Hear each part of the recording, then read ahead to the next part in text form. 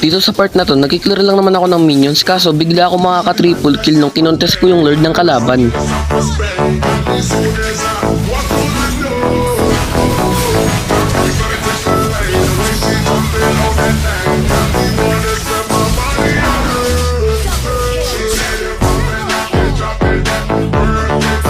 Nakuha na ng mga kalaban yung first turtle, kaya etong Terisla ay naglalalim na. Tignan nyo naman, kinakatan ako ng minions kasi level 4 na siya, nag level 5 pa nga.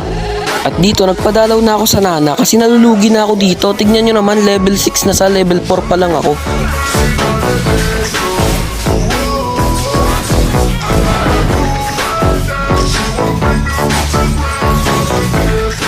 Successful naman naming napitas dito yung dalawang kalaban. Salamat sa Nana namin. At yung Nana namin ay kasama namin yan. Kasi trio gameplay kami dito. Kasama ko dito yung Link tsaka yung Nana. So ayun, libre gold plate tayo.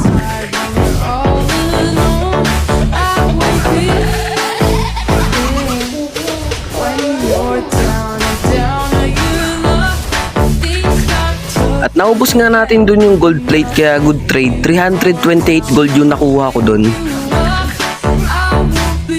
At sa atin pa nga mapupunta ang gold crab. XP crab nga pala guys kasi nasa XP lane tayo. At yun, nakipagsabayan na rin ako dito kay Terisla kasi lamang na rin naman tayo sa gold. Yung level 4 at level 6 kanina ay ngayon ay 11 at level 9 na. Kumbaga tayo naman ang naghahalimaw ngayon at yun nga napitas natin siya. At guys, ilalabas na nga pala yung Naruto collaboration in MLBB sa May 2 at ang bait ni Moonton ngayon ha.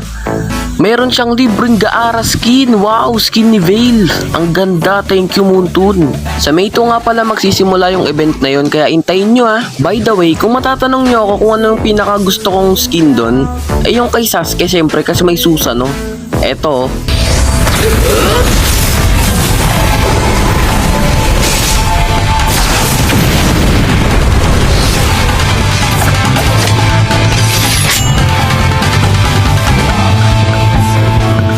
Diba ang angas? Kung may pambili lang sana ako, bibilhin ko talaga yan eh.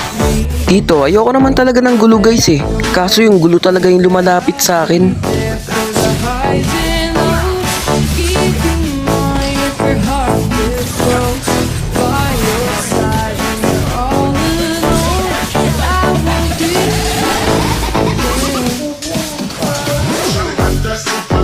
At dito ay mabigat na ang pinagdadaanan ng team namin kasi makukuha ng kalaban yung Lord at akin itong i-contest kaso nga lang.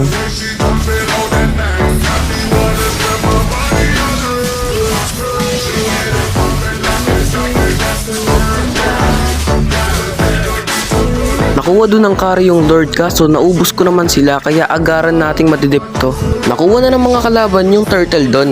Kaya dito ay magpupush na lang tayo kasi lamang sila sa mga push guys eh.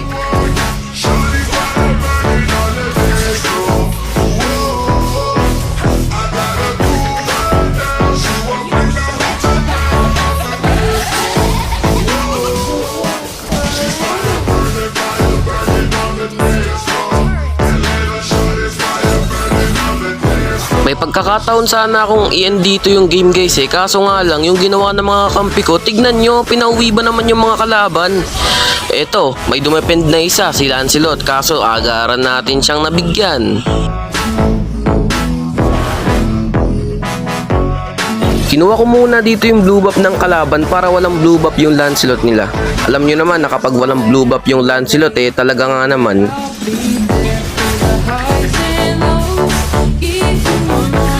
Ito na nga ba yung sinasabi ko guys eh. Tignan nyo, wala man lang ginawa, pinauwi yung kalaban. Kaya eto, nag-flicker in dito yung Cecilion o. Nadep pa naman nila guys no. Cecilion ba naman yung unang umuwi? Abay talaga nga namang madedep yan. Dito nga ay may Lord ulit at tayo naman na nakakuha nun. At dito guys, panoorin nyo na lang kung paano ko ubusin ang kalaban.